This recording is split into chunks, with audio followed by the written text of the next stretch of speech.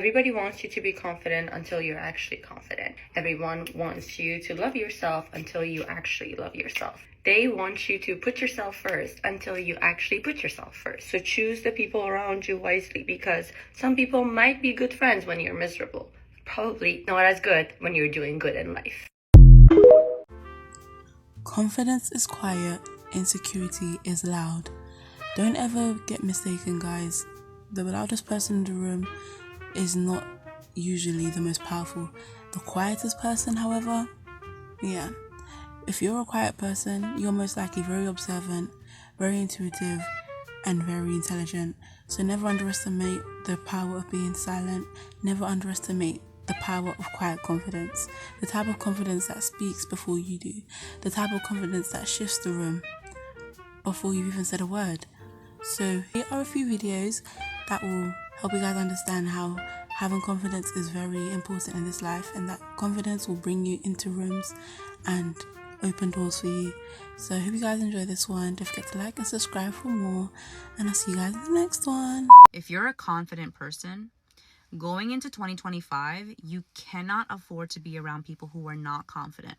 And the reason for that is you're just completely different people. The way that a confident person versus a non-confident person sees the world is completely different. Let me give you an explanation. A confident person is very comfortable in their world. They're very comfortable in their own skin.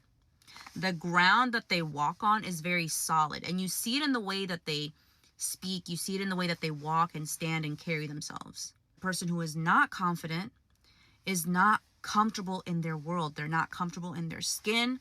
The ground that they walk on is shaky. They're always off balance. Now, what I notice with confident people is they like to make other people feel good, right? As a confident person, when you see someone standing there and they're constantly fixing their shirt, they're fixing their hair, and they keep like looking around to see who's looking at them, like a confident person will see that, and they'll walk up to you and compliment you, right? To reassure you that you're fine, you look great. This is what confident people like to do. They like to speak life into people, and they like to see you feel good about yourself, because there's really no reason why you shouldn't feel good about yourself. Really, like it really does not make sense. Confident people are trying to do the Lord's work, and they're trying to be helpful. But what I'm saying in this video is you're not actually helping them. No, you're not. Yes, you may speak life into them in that moment, and they may feel good about themselves that day, maybe even the next day, maybe even just for that week. They'll keep thinking back on your compliment and your words of encouragement. That will prop them up. But it doesn't last. You know why it doesn't last? Because it didn't come from within. A confident person will speak life and breathe power into an insecure person, and it'll seem like that insecure person is cured, but it's always temporary because it did not come from them. It came from outside of them. The source of their power came from you. It did not come from themselves. You see what I'm saying? It's not gonna last. And this person, whether they're aware of it or not, is gonna become very dependent on you. But eventually, because this person is not, remember, this person is not standing on solid ground.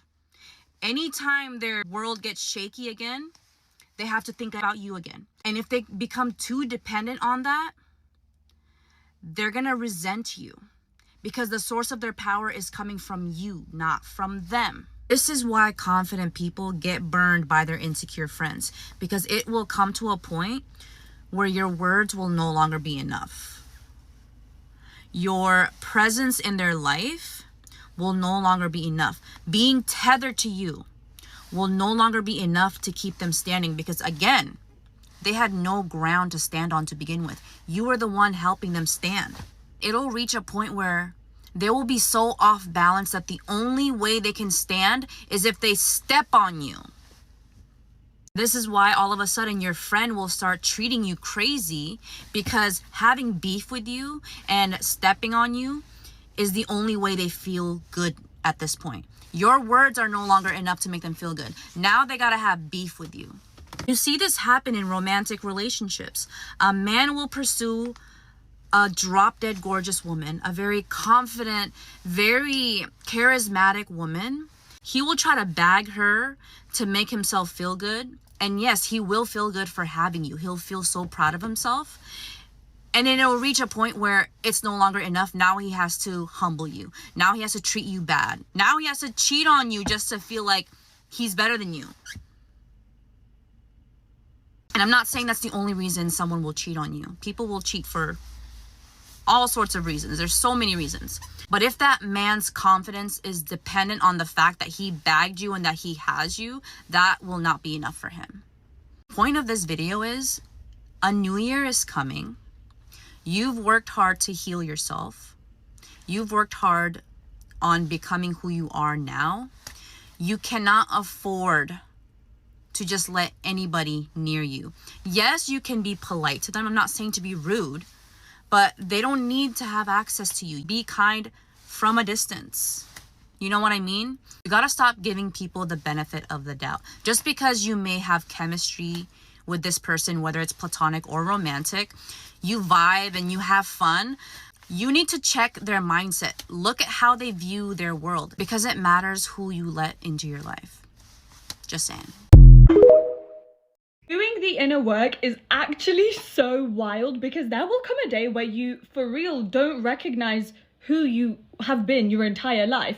I was rereading one of my old books, something that I love to do, and within it there's like this graph where you can tick off statements about yourself to figure out how you feel about yourself in relationships and things like that. This is the book, and I was shocked when I saw I ticked agree to the statement, I worry that I'm not attractive enough. And I read this and I was like, me? I cannot remember the last time that I thought that about myself. And that's not to say that I'm perfect. That's just to say I have been confident and secure in myself for a very long time, to the point that I can't even remember what it felt like to be insecure. But if I looked at it from a logical perspective, I've been insecure more longer in my life than I have been confident. I was insecure for like the first 20 years of my life, and I've been confident for like 4. But it blows your mind once you level up and you identity switch and you put in the work and you reprogram and rewire your mind. I just wanted to share that discovery to show you how good it gets, okay? Some days the work is going to be hard and it's going to feel exhausting, and healing is not linear, growth is not an easy process, but you will be flabbergasted when you look back and realize how far you've come. So keep going. I don't know who said this, but you cannot control a smart woman. You can only control a woman who does not prioritize herself. And that is the truth. When people look at me and say, oh my God, she's so full of herself. Of course I'm full of myself. What else am I supposed to be full of? I am a single woman. And by single, I mean there is not a single human being on this planet Earth that is depending on me for life. I am single. What else am I supposed to be full of? You? Your bullshit? Am I supposed to be full of hating myself? Am I supposed to be full of the insecurities that all of these industries are pushing? No, I'm full of myself. I prioritize myself. And I'm sure there are plenty of women that will bow down to you, but I'm not one of them. I'm just not one of them. And I just feel like women should be full of themselves. We should be full of our goals, our dreams, building our lives, finding independence, not all this bullshit that they're trying to sell to us. So this is how secure and confident women navigate environments full of negative people constantly threatened by them and trying to sabotage their peace. Confident women never respond to the tone, they respond to your words. They do not believe that your insecure feelings are their problem. They know that that's your responsibility and you have to go back and do the work for them. So for example, let's say someone says something like, oh, that must be nice, you have your boyfriend do everything for you. They will not be like, oh, what did I say something wrong? Maybe I shouldn't have said that. No.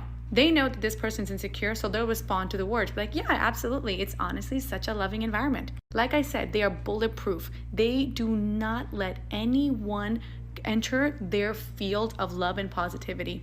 They have a white light around them that threatens every insecure person out there. Because insecure people want to know, what is it that you know that they don't know? Insecure people keep secrets, so they think everybody else keeps secrets too.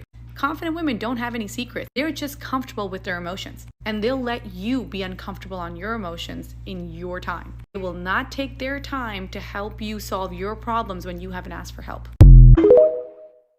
The thing that differentiates people who have a quiet confidence that has that air of elegance and self-assurance versus people who have a very ego-driven confidence, the difference between them is their capacity for self-awareness. Let's say this is the spectrum for confidence, okay? This is the person with very low self-esteem. This is someone with a very ego-driven confidence.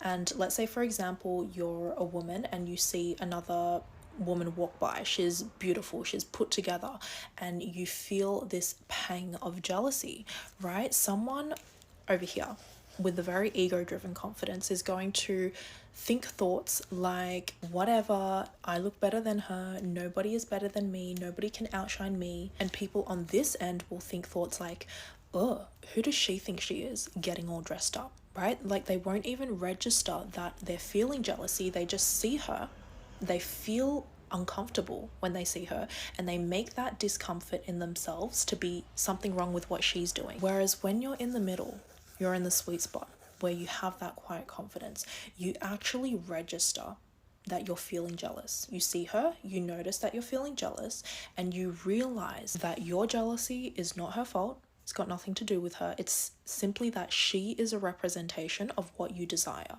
right? So you're like, oh, okay, I need to start looking after myself more. Being here and having this level of self-mastery and self-awareness is what gives you that energy of inner steadiness and quiet confidence that cannot be faked. Be intimidating, be bold, be arrogant, and stop holding space for other people's insecurities. Be who you are. Be your full self. Stop dimming yourself down. You're a star. You're here to shine bright. What? Because people say you're intimidating? Because people say, oh, I thought you were unfriendly at first. You came across as mean at first. Now you want to stoop yourself down a little bit. You want to dim your light a little bit. Baby girl, it should be the opposite. When people call you intimidating, when people call you arrogant, be that plus more. Because why is me loving myself disrupting your spirit? I'm so tired of these insecure women wanting us to fit their world. So tired of these insecure women wanting us to cuddle their insecurities. I'm sorry that my presence bothers you. I'm sorry that my presence brings out your insecurities. I'm sorry that my presence brings out your shadow side. But see me? I'm not changing. I am not changing. Yes, I hold myself highly. And if you want to take that as intimidation, then so be it. Actually, to me, it's a compliment. It's a compliment. It means you're going to think twice before approaching me. It means you see that my standards are high. Well, I'm like an alchemist, so I like to change things into positivity. So whenever I hear people say, oh, you seem intimidating, to me, that screams I have high standards. Yeah, I have standards. That's what I view it as. I'm intimidating. So you're going to think twice about approaching me. That sounds like a good thing. That sounds like a really good thing. Yes, I'm arrogant, as I should be. As I should be. As I should be. Imagine hating someone for being arrogant. Like, women do better. Men too, but it's especially women. Like, you don't even have to say anything and they come up to you. Yeah, because that's what they'll do. Even though they're intimidated, they'll come up to you and say, oh, I thought you were unfriendly at first. Oh, I thought you were intimidating at first. I didn't actually think I liked you at first. So why are you here? Go away. Take your power back. Don't dim your light. Be a bright, shining star so much that it burns them. So much it burns them. Your light burns them. Who made you feel like you can't love yourself confidently? Just a reminder, being unapologetically confident and assertive isn't arrogance. In case some of you girls need me to break it down to you, true arrogance is needing external validation, is dismissing other people, is not respecting other people, and you're not secure in yourself. Every little thing is annoying you. You're mostly loud, you're pompous. It's a facade. That's true arrogance. When you're self-assured, it's internal validation. You don't dismiss others, you respect others, you're calm and you're composed. Don't let these insecure women and insecure men make you think being confident unapologetically and being secure in who you are is arrogance. Don't ever let them make you feel bad because you love yourself. Don't ever make them feel bad because you're smart. Don't let them say, oh, you're a know-it-all, you're a know-it-all. No, I'm not a know-it-all. You don't know enough. You don't know enough. big up yourself. Like, big up yourself. Don't let people shrink you down because they're insecure. I'm kind of like a nerd, so I know like loads of random facts. And sometimes I would like dim myself down because people would say, oh, I'm a know-it-all. I think I know everything. And it's like, no, it's just one of my passions. I love learning. And I'm not doing that anymore. If I feel like I know the right answer, I'm going to say the right answer. But there's certain people that you don't want to say it to because you know that maybe you're going to make them feel insecure. If you keep dimming yourself down, it's going to cost you to lose out on opportunities and connections with other people. And when you're actually fully self-assured in yourself, you can tell who the real confident people are and the people that aren't confident at all. If someone has ever called you intimidating, unfriendly, arrogant, be that plus more. Make them feel uncomfortable. Make their insecurities dance. That's what I want. Never dim down your beauty. Okay? Okay. Like and follow for more.